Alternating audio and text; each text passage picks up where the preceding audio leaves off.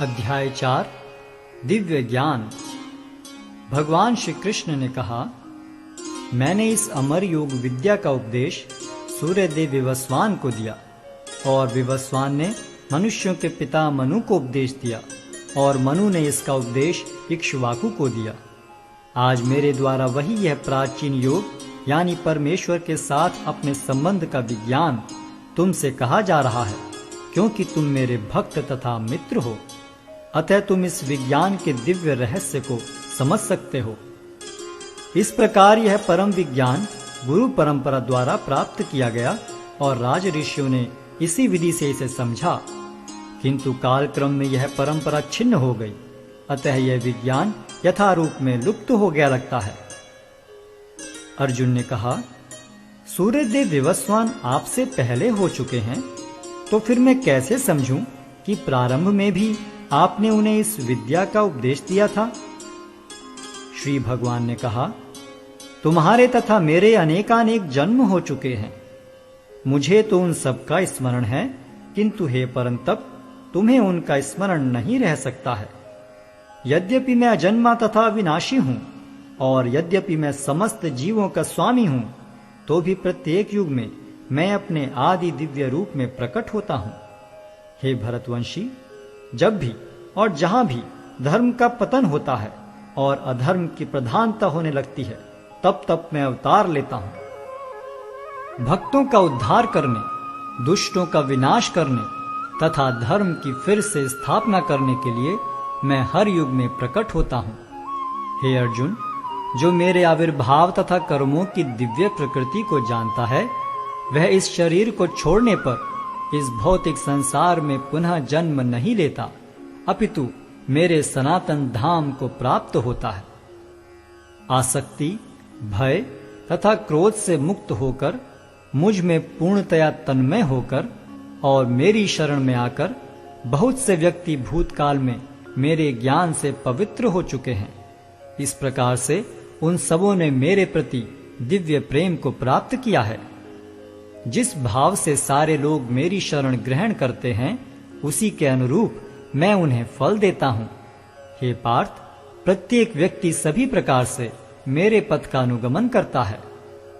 इस संसार में मनुष्य सकाम कर्मों में सिद्धि चाहते हैं, फलस्वरूप वे देवताओं की पूजा करते हैं। निस्संदेह संसार में मनुष्य को सकाम कर्म का फल शीघ्र प्राप्त होता है। प्रकृति के तीनों गुणों और उनसे संबद्ध कर्म के अनुसार मेरे द्वारा मानव समाज के 4 विभाग रचे गए। यद्यपि मैं इस व्यवस्था का सृष्टा हूं, किंतु तुम यह जान लो कि मैं इतने पर भी अव्यय अकर्ता हूं। मुझ पर किसी कर्म का प्रभाव नहीं पड़ता, न ही मैं कर्म फल की कामना करता हूं। जो मेरे संबंध में इस सत्य को जानता है, वह भी कर्मों के फल के पाश में नहीं बंधता।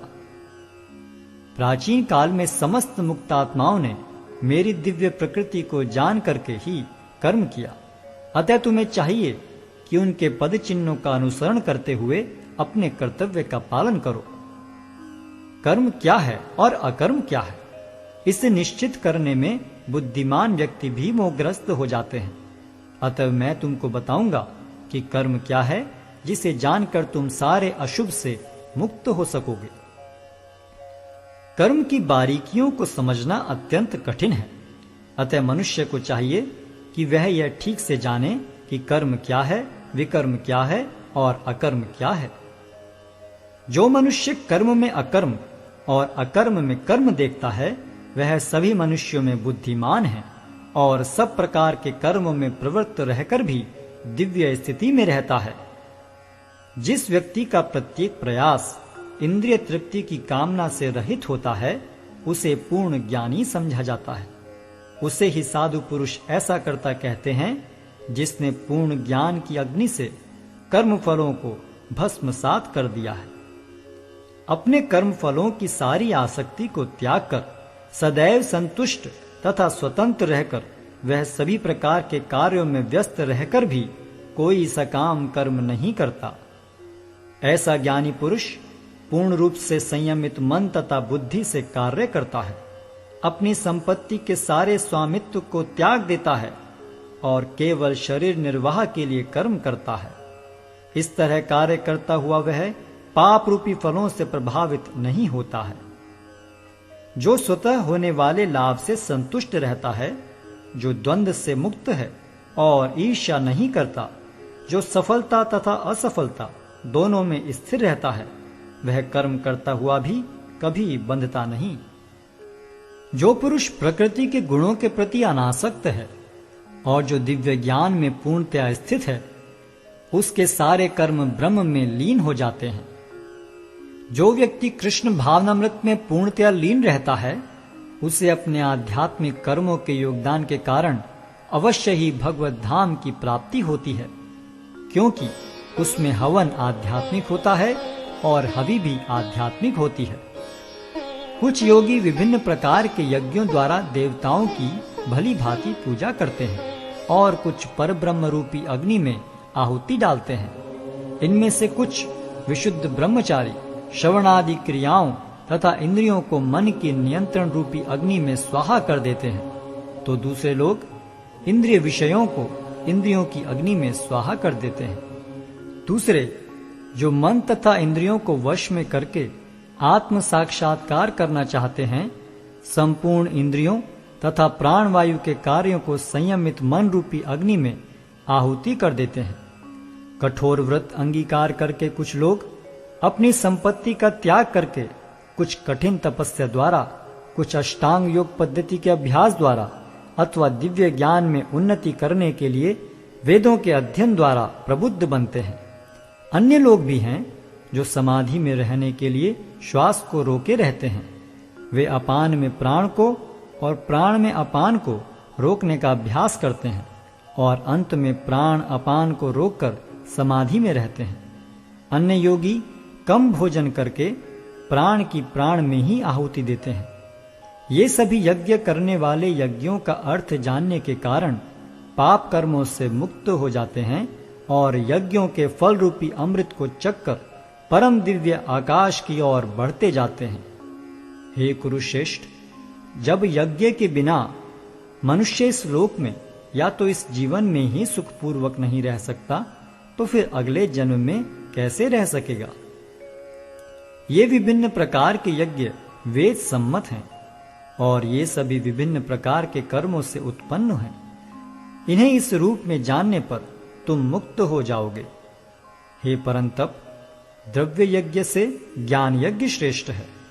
हे पार्थ, अंततो गत्वा सारे कर्म यज्ञों का अवसान दिव्य ज्ञान में होता है। तुम गुरु के पास जाकर सत्य को जानने का प्रयास करो, उनसे विनीत होकर जिज्ञासा करो और उनकी सेवा करो। स्वरूप सिद्ध व्यक्ति तुम्हें ज्ञान प्रदान कर सकते हैं, क्योंकि उन्होंने सत्य का दर्शन किया है। स्वरूप सिद्ध व्यक्ति से वास्तविक ज्ञान प्राप्त कर चुकने पर तुम पुनः कभी ऐसे मोह को प्राप्त नहीं होगे, क्योंकि इस ज्ञान के द्वारा तुम देख सकोगे कि सभी जीव परमात्मा के अंश स्वरूप हैं, अर्थात वे सब मेरे हैं। यदि तुम्हें समस्त पापियों में भी सर्वाधिक पापी समझा जाए, तो भी तुम दिव्य ज्ञान रूपी नाव में स्थित होकर दुख सागर को पार करने में समर्थ होगे। जैसे प्रज्वलित अग्नि ईंधन को भस्म कर देती है, उसी तरह हे अर्जुन, ज्ञान रूपी अग्नि भौतिक कर्मों के समस्त फलों को जला डालती है। इस संसार में दिव्य ज्ञान के समान कुछ भी उदात्त तथा शुद्ध नहीं है। ऐसा ज्ञान समस्त योग का परिपक्व फल है। जो व्यक्ति भक्ति में सिद्ध हो जाता है, वह यथा समय अपने अंतर में इस ज्ञान का आस्वादन करता है। जो श्रद्धालु दिव्य ज्ञान में समर्पित हैं और जिसने इंद्रियों को वश में कर लिया है, वह इस ज्ञान को प्राप्त करने का अधिकारी है और इसे प्राप्त करते ही वह तुरंत आध्यात्मिक शांति को प्राप्त होता है। किंतु जो अज्ञानी तथा श्रद्धा विहीन व्यक्ति शास्त्रों में संदेह करते हैं, वे भगवत भावनामृत नहीं प्राप्त करते, अपितु नीचे गिर जाते हैं। संशयात्मा के लिए ना तो इस लोक में न ही परलोक में कोई सुख है। जो व्यक्ति अपने कर्म फलों का परित्याग करते हुए भक्ति करता है और जिसके संशय दिव्य ज्ञान द्वारा विनष्ट हो चुके हैं, वही वास्तव में आत्मपरायण है। हे धनंजय, वह कर्मों के बंधन से नहीं बंधता। अतएव तुम्हारे हृदय में अज्ञान के कारण जो संशय उठे हैं, उन्हें ज्ञान रूपी शस्त्र से काट डालो। हे भारत, तुम योग से समन्वित होकर खड़े हो और युद्ध करो।